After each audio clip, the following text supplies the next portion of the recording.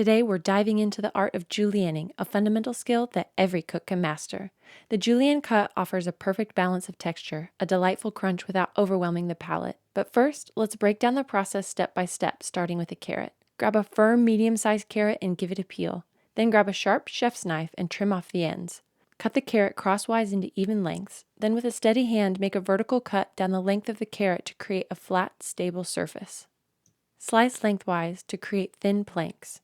Now here is where the magic happens. Stack the carrot planks on top of each other, ensuring they're aligned neatly.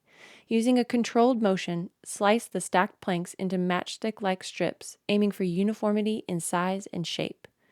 You can apply the same technique to similarly shaped vegetables like zucchini, but we'll approach peppers just a little different.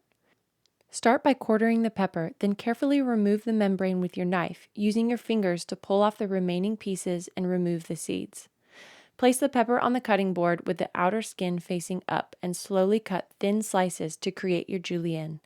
And there you have it, perfectly julienned vegetables that are ready to be used in stir-fries, salads, soups, or sushi. Now grab your knife and get cooking.